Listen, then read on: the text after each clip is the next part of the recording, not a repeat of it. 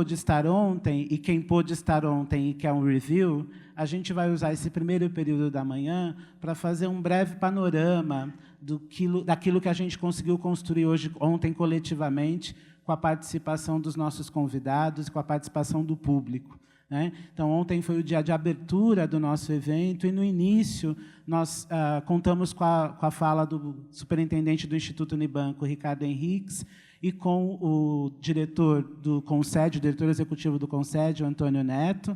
Nesse primeiro momento, a gente abriu trazendo a importância de olhar para a realidade do ensino médio no Brasil, com as suas diferentes problemáticas, com as suas diferentes questões que precisam ser enfrentadas. Então, o superintendente do Instituto, Ricardo Henriques, trouxe para a gente um olhar panorâmico do desafio da escola para jovens no mundo, em que a gente aponta que todos os países, sejam aqueles que alcançaram maior desenvolvimento socioeconômico, sejam aqueles que ainda enfrentam desafios socioeconômicos de grande magnitude, estão lidando com dificuldades para construir e aprimorar essa escola para jovens, né? As juventudes na cena contemporânea trazem para a escola questões que a escola ainda não consegue lidar, seja porque essas juventudes se comportam, têm modos de vida na cena contemporânea que a escola não estava acostumada a acolher, seja porque a gente alcançou um nível de massificação, de expansão do ensino médio que a gente nunca teve, né? No Brasil, essa realidade ainda é um pouco mais dura, porque a nossa expansão do ensino médio aconteceu após a década de 80. Então, é agora que a gente está recebendo, nas escolas de ensino médio, um conjunto de jovens, grupos diversificados das juventudes que, historicamente, foram excluídos desta etapa da escola básica, né? Então, esse panorama de relações da escola com a juventude coloca para nós desafios adicionais de qualidade do ensino médio. Nessas questões relacionadas à presença da juventude na escola de ensino médio, tanto o Antônio Neto quanto o Ricardo Henriques problematizaram o quanto a gente consegue conectar a escola às culturas e às identidades juvenis. A impressão que a gente tem e o que as pesquisas apontam para nós é que a escola tem uma grande dificuldade de se conectar a essas culturas e a essas identidades juvenis. E é isso que tem colocado na nossa agenda a necessidade de uma reestruturação curricular do ensino médio, que não pode caminhar de maneira separada de uma reestruturação das condições objetivas da escola de ensino médio. Quer dizer, fazer uma reforma curricular, mas não prestar atenção nos outros aspectos objetivos das realidades das escolas de ensino médio, que vão desde a infraestrutura física dos prédios até o modo de oferta deste momento da escolarização. Se a gente não casar a discussão sobre reforma curricular e reestruturação das condições objetivas de funcionamento da escola, dificilmente a gente vai dar conta de superar os desafios que a gente tem. Uma segunda questão que os dois participantes da primeira mesa trouxeram foi a importância da gente olhar para os dados de acesso, conclusão e de aprendizagem dos jovens no nosso ensino médio. O Brasil ainda vive um dilema para lidar com a inclusão de uma grande parcela dos jovens na escola, e aqueles que estão na escola e deveriam estar no ensino médio não estão todos no ensino médio. Então, a gente ainda tem, no Brasil, 16% da população jovem não estando na escola e também não estando no mercado de trabalho, e temos 20% dos jovens de 15 a 17 anos que, embora estejam na escola, não estão no ensino médio. Estão no ensino fundamental, estão, então, atrasados em relação à expectativa de onde eles deveriam estar, e isso causa para nós uma necessidade de olhar tanto para os jovens que estão fora, quanto para esses jovens que estão dentro, mas estão tendo as suas trajetórias escolares prejudicadas, né? Então, a escola precisa lidar com o desafio de trazer para dentro dela aqueles jovens que ainda não estão, mas também precisa lidar com o desafio de acertar a trajetória dos jovens que estão na escola, mas não estão no ensino médio. E no que tange à aprendizagem, os dados também nos assustam bastante, né? Há 10 anos, a nossa proficiência de língua e matemática no ensino médio está estagnada num patamar muito baixo.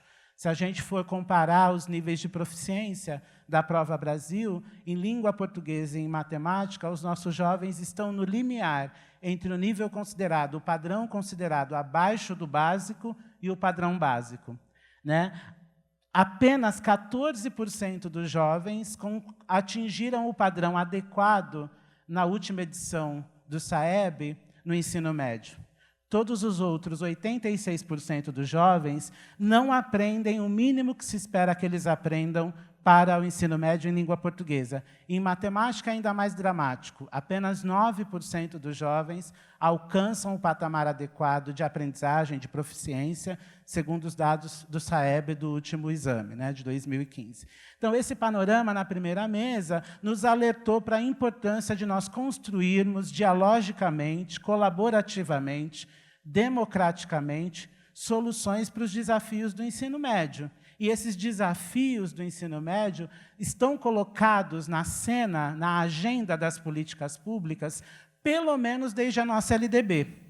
Pelo menos desde a nossa LDB, a gente tem esse diagnóstico do ensino médio que aponta para a necessidade de correção, que aponta para a necessidade de acerto no ensino médio. Não à toa, a gente teve 2 diretrizes curriculares, uma em 98, uma outra recentemente em 2012, tentando acertar o nosso rumo curricular do ensino médio, e nós tivemos vários programas e políticas públicas propostas para acertar alguns desses desafios. A questão é que esse investimento que fizemos parece que não alcançou os objetivos que deveriam ser alcançados. E, por isso, a gente precisa continuar discutindo, né? Tanto o Antônio Neto quanto o Ricardo Henriques apontaram a importância da gente olhar com carinho a questão da participação de todos os atores envolvidos e impactados pelas políticas de ensino médio. Então, a gente está falando aqui dos educadores, dos jovens, das suas famílias, da sociedade, dos movimentos sociais. Todos eles precisam ter voz e vez quando a gente pensar qual é o caminho para superar os desafios curriculares do ensino médio. Depois dessa mesa de abertura, nós tivemos uma mesa que discutiu a questão das juventudes e da escolarização. Nós cantamos com a professora Miriam Abramovay, com Gabriel Medina, com a professora Miriam Abramovay, com Gabriel Medina e com o André Loureiro, do Banco Mundial. O André Loureiro trouxe uma reflexão para nós sobre os jovens neném na América Latina, né, a partir de uma pesquisa que o Banco Mundial realizou, e apontou como é que esses jovens se distribuem no continente, quais são as características. 2 dados marcantes que o André Loureiro nos trouxe foi o fato de que as meninas são as que estão mais na condição de nenéns, né? Elas são 2/3 dos nenéns na América Latina. E um segundo dado importante que ele traz é que essa juventude neném, ela está fora da escola e fora do mercado de trabalho por diferentes razões, algumas relacionadas ao funcionamento da escola, mas muitas delas relacionadas aos contextos sociais, econômicos e culturais nos quais eles vivem. Quer dizer, tem uma parte dessa tarefa de trazer esses jovens para a escolarização que cabe à escola, mas tem uma parte dessa tarefa que diz respeito a um conjunto de outras políticas públicas que possam dar conta das desigualdades, das questões relacionadas a como esses jovens operam no campo socioeconômico e cultural dos seus países.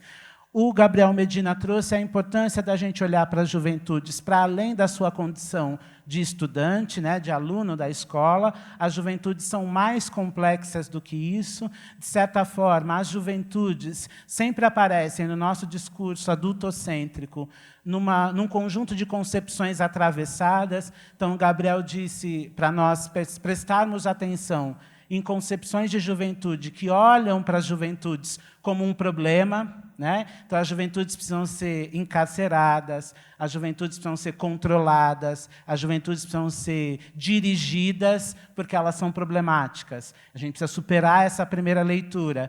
Também uma segunda leitura de que as juventudes podem ser a solução dos problemas do país, né? As juventudes como redentoras da nossa sociedade presente. A gente precisa tomar muito cuidado com essa percepção, porque isso desresponsabiliza a sociedade adulta dos problemas que ela mesma fabricou, né? Essas juventudes estão no mundo conosco.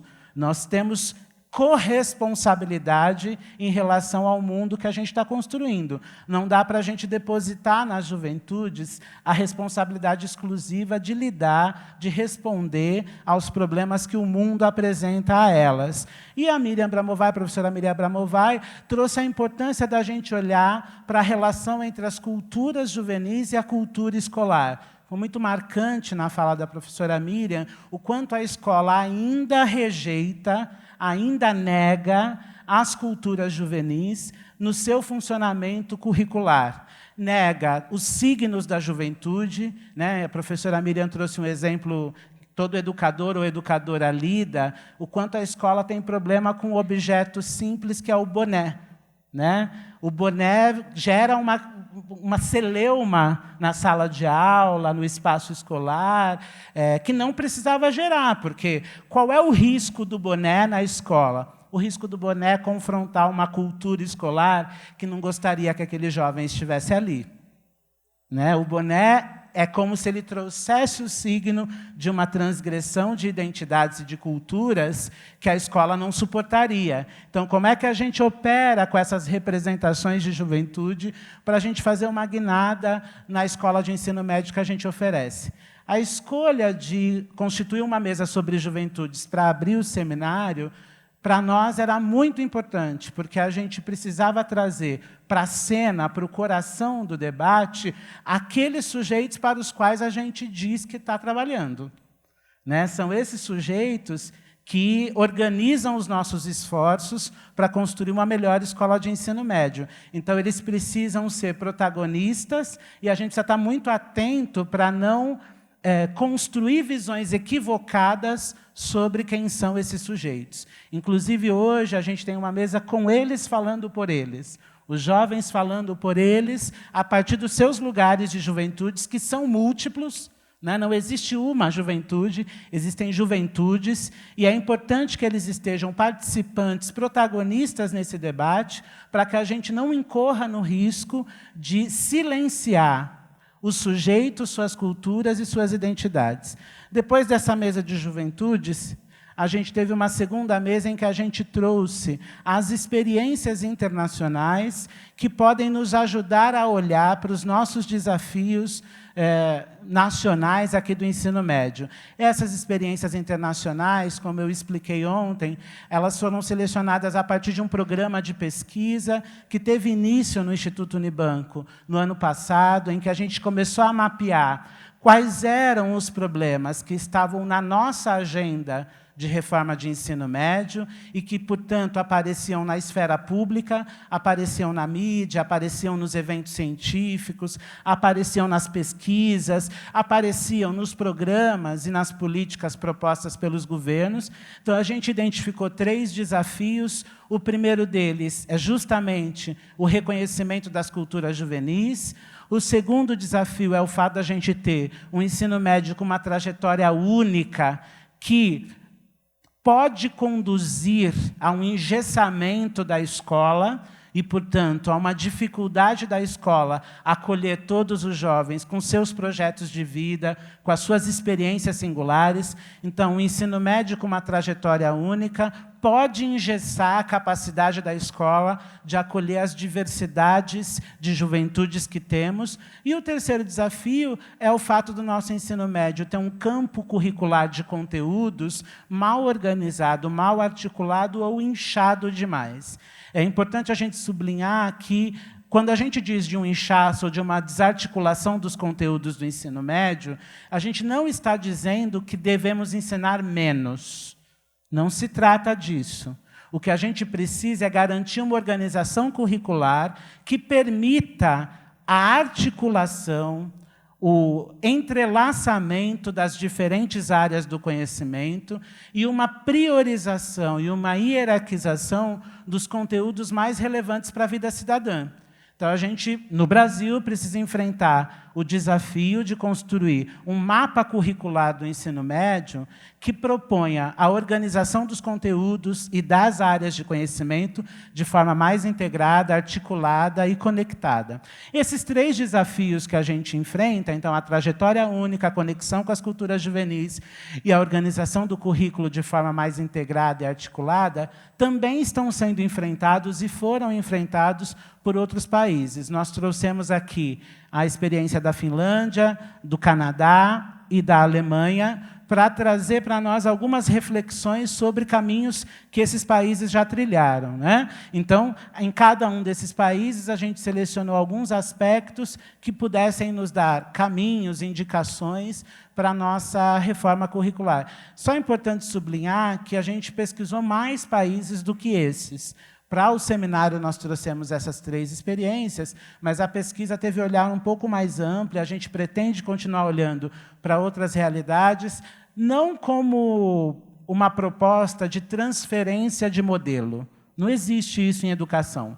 Em educação existe a circulação de modelos educacionais, existe uma apropriação de modelos educacionais, mas não uma transferência. Quer dizer, as soluções encontradas na Finlândia, no Canadá, na Austrália, no Chile, na Argentina, em Cuba, na África do Sul, são próprias daqueles contextos.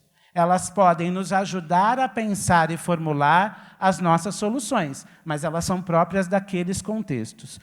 Essa segunda mesa, então, a gente concluiu logo antes do almoço, e depois nós tivemos uma mesa com pesquisadores e gestores brasileiros para trazer um olhar da experiência, da prática cotidiana das redes, e um olhar daqueles que estão se debruçando, investigando o ensino médio. A gente trouxe a Gisela Tartucci e a Marina Nunes, da Fundação Carlos Chagas, que apresentaram uma pesquisa sobre as experiências das redes estaduais brasileiras construindo seus currículos, e foi importante a gente olhar um mapa das experiências mais relevantes, mais interessantes, de resposta a essas questões dos desafios curriculares, mas, por outro lado, a gente percebeu que essas respostas estão muito desconectadas, né? Que os estados estão organizando os seus currículos, ou estavam, né? Porque a pesquisa terminou em 2015, estavam organizando os seus currículos a partir de diferentes paradigmas, com alguns consensos, mas com muitas diferenças. E, em todos os estados que a pesquisa apontou, uma grande dificuldade de conectar conteúdos que a gente oferece aos jovens com aquilo que a gente pode chamar de competências e habilidades para alguns, ou de objetivos de ensino para outros. Mas essa conexão entre o conteúdo que eu ofereço e aquilo que eu quero que o jovem saiba fazer, saiba realizar, esta conexão está mal colocada em boa parte das nossas propostas curriculares. Então, a gente precisa, tanto do ponto de vista da pesquisa na educação, quanto do ponto de vista da formulação das políticas públicas, nós precisamos resolver esse dilema. Como é que a gente conecta a grade de conteúdos que a gente está oferecendo aos jovens com as competências, habilidades ou os objetivos de aprendizagem que a gente persegue? Parece-nos que essa conexão está mal feita. Parece-nos, por exemplo, que em algumas áreas do conhecimento há uma quantidade de conteúdos que nem sempre conduzem a aprofundamento, desenvolvimento de competências e habilidades. Então, como é que a gente resolve essas questões? Além da Marina Nunes e da Gisela Tartucci, nessa mesa nós trouxemos o presidente do CNL, o professor Francisco Soares, que apresentou uma reflexão provocativa, especialmente na audiência. O tema que mais calou foi o Enem. O professor Chico Soares nos alertou que o Enem cobre uma parcela dos jovens que estão no ensino médio, mas tem uma parcela grande que nem dialoga com o Enem. Ele trouxe o dado de que quase 1 milhão dos nossos jovens que têm direito à inscrição gratuita no Enem, porque estão terminando o ensino médio, simplesmente não se inscrevem. Então, se a gente ficar discutindo o ensino médio apenas do ponto de vista do Enem, a gente está excluindo uma grande parcela desses jovens e a gente está invisibilizando uma discussão de um ensino médio para todos. Então, o professor Chico Soares trouxe essa ponderação, a plateia ficou bastante agitada, né? Porque houve, bom, então, como é que é? Mas o Enem não era a solução de tudo, né? E como é que a gente lida com o exame nacional que possa nos ajudar a organizar o currículo do ensino médio? Né? Como é que a gente reposiciona a discussão de avaliação? Nessa mesa também, a gente trouxe a professora Marilza Rigatieri, que, da sua larga experiência nos estudos sobre juventude, na proposição de políticas de juventude, sistematizou um conjunto de reflexões e recomendações para o ensino médio, para o redesenho do ensino médio. E o Gilvan Soares, que eu brinquei com ele, que ele foi o mais aplaudido, né, do seminário, que falou do lugar de um gestor estadual, secretário de Estado da Educação do Ceará, e nos provocou a pensar quais são os desafios na gestão de uma política educacional, num contexto de reforma de ensino médio, que está posicionado dentro de um panorama mais amplo de reflexões. Quer dizer, nós temos a reforma do ensino médio, mas nós temos o PNE. O Idilvan brincou com a gente que a gente parou de falar dessa sigla, né? As outras siglas tomaram conta do debate, mas temos um PNE, temos, sim, uma reforma do ensino médio proposta por medida provisória, temos um projeto de lei no Congresso que propõe uma reforma de ensino médio de certa forma próxima, mas de certa forma distante daquilo que está na medida provisória, e temos, o Gilvan trouxe a reflexão da gente pensar o financiamento num contexto de aprovação da PEC 241 ou 55. Né? Então, essas reflexões sobre o ensino médio, o currículo do ensino médio no contexto nacional, a gente acomodou nessa mesa da tarde, que precedeu a conferência brilhante do Dave Peck, da Curriculum Foundation, na qual ele apresentou para nós, de maneira muito generosa, um conjunto de reflexões sobre... eu apaguei. Um conjunto de reflexões mais, digamos assim, teórico-metodológicas sobre currículo, né? O que é o currículo, a que ele se propõe, como é que um currículo pode responder à questão de como uma sociedade deseja formar os seus jovens, porque o currículo precisa responder essa pergunta. Dado que esta sociedade quer formar os seus jovens desta ou daquela maneira, qual é o currículo que eu coloco em prática para alcançar esse objetivo? Se a gente não faz a pergunta sobre qual jovem queremos formar, a resposta que a gente dá no currículo fica mal parada. Eu tenho que ter um currículo que atenda ao meu projeto de formação de juventude.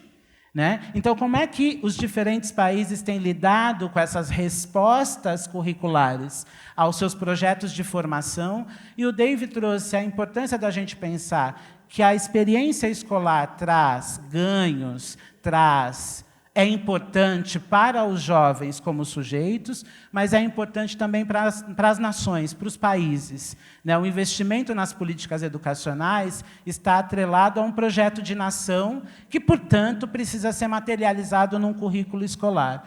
E o Dave trouxe a importância da gente pensar os padrões nacionais de currículo, no nosso caso, a Base Nacional Comum Curricular, como um amálgama, né? Como algo que conecte as diferentes experiências escolares dos jovens a partir de um conjunto de experiências comuns.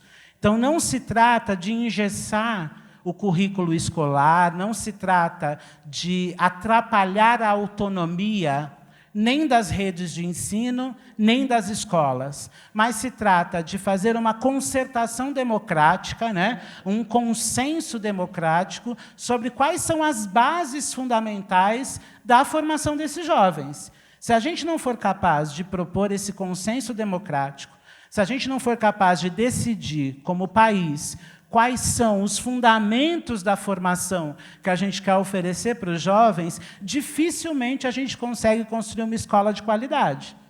Porque a qualidade da escola pública tem a ver com a definição dos seus objetivos. Se eu não conseguir definir com clareza, com colaboração de todos, com participação de todos, quais são os fundamentos desse currículo, para eu organizar, então, os padrões nacionais que ele deve seguir, eu não consigo construir uma escola de qualidade. E também o Dave trouxe a importância da gente considerar a relação íntima entre currículo e avaliação, né? A gente, em muitas situações no Brasil, inverte a lógica. A gente faz o currículo correr atrás da avaliação, né? Então, a avaliação acaba sendo o norte de toda a experiência escolar. E a avaliação, muitas vezes, é restrita a determinados campos dessa experiência escolar. Quer dizer, não há como um sistema de avaliação, especialmente um sistema de avaliação de larga escala, dar conta de avaliar toda a experiência escolar. Ele pode dar conta de avaliar um conjunto de aspectos mensuráveis dessa experiência escolar, mas ele precisa estar em diálogo íntimo com outros modos de avaliação, com outros campos desta avaliação. Então, se a gente organiza uma base nacional comum curricular, e se a gente atrela a esta base um modelo de avaliação de larga escala desses padrões, este modelo de avaliação não pode ser a única via de avaliação. Eu preciso ter outros caminhos para avaliar a qualidade da experiência educativa e a qualidade da oferta educativa. Então, esse conjunto de reflexões que ontem a gente teceu, construiu aqui, nos inspira para dar o passo de hoje, que a gente vai ter um conjunto de conversas sobre o ensino médio e sua relação com o ensino profissional, na primeira mesa. A segunda mesa, a gente vai trazer os jovens como protagonistas, falando do ensino médio que eles vivem ou vivenciaram, e do ensino médio que eles querem vivenciar, ou que eles acham que deve ser o ensino médio. E, no período da tarde, a gente vai ter uma mesa sobre diversidades e desigualdades no ensino médio. Esta é uma pauta, como vocês viram no nosso vídeo inicial, é uma pauta central do Instituto Unibanco. Uma escola de qualidade pressupõe equidade. Não há como falar em qualidade da escola se qualidade for para poucos. Não dá para falar de qualidade na escola se os meninos negros estiverem excluídos dessa qualidade, se a população indígena estiver excluída dessa qualidade, se os meninos com deficiência estiverem excluídos dessa qualidade. Então, a gente tem uma mesa no período da tarde para refletir sobre diversidades e desigualdades no ensino médio, e, no último momento do dia, uma mesa em que a gente coloca em pauta a reestruturação do ensino médio, com diferentes olhares, uma mesa que vai trazer a importância da gente agendar na esfera pública o diálogo sobre a reestruturação do ensino médio. Não se trata da gente constituir um espaço de diálogo para aderência ou desaderência, é um espaço de diálogo para refletir sobre os fundamentos de uma reestruturação do ensino médio, e essa mesa termina o nosso espaço de reflexão e análise. Eu queria só, já acabou meu tempo, o Tiago está me olhando ali para eu parar, mas eu não posso deixar de dizer, ontem quem esteve aqui, nós conversamos com a audiência interna e nós conversamos com uma audiência externa de jovens que estavam se manifestando na frente do espaço, nos provocando a pensar com eles o que estava sendo dito aqui dentro. Nós dialogamos lá fora com eles. Alguns dos nossos palestrantes tiveram tempo e disponibilidade para ir lá bater um papo. Eu mesmo fui conversar com jovens. A gente tinha a expectativa, de alguma forma, trazê-los para dentro da discussão aqui, e a gente estava negociando, eles entenderam que não era o caso, mas é importante a gente dizer que nós pretendemos garantir a coerência do nosso princípio primeiro lá. Ontem, quando o Ricardo Henriques começou o nosso evento, o nosso princípio é o diálogo. O nosso princípio é a construção colaborativa, democrática, das respostas que o ensino médio precisa. Não dá para ninguém ficar de fora dessa discussão.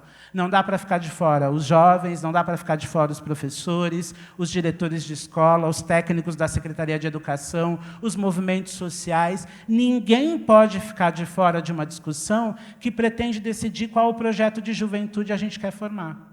Ninguém pode ficar de fora desse debate.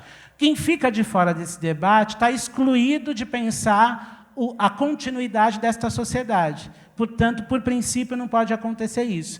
Então, a gente tem que ter a responsabilidade, o compromisso ético, político, técnico de construir juntos a melhor resposta possível na nossa conjuntura brasileira. E esta melhor resposta possível depende disso que a gente consegue enxergar quando olha na audiência, do engajamento, do compromisso e da responsabilidade de vocês que aceitaram o convite de vir conversar com a gente. Muito obrigado e bom dia de trabalho.